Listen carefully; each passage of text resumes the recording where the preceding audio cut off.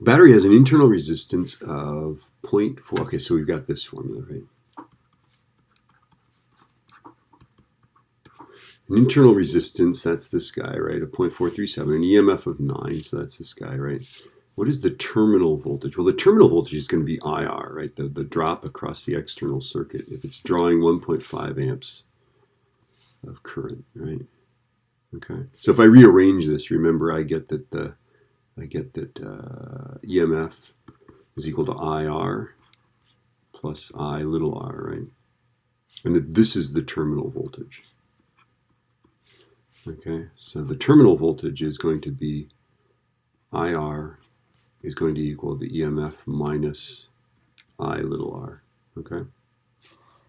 So terminal voltage is EMF minus the voltage drop across the internal resistance. So let's just plug this in. Let's see.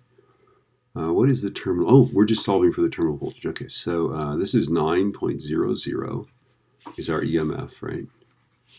Okay, minus 1.5 amps.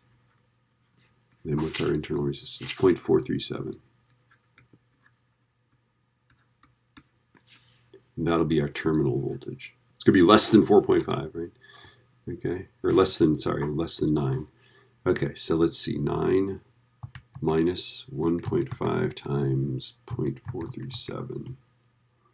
And that is, the terminal voltage is 8.344. So 8.34 volts.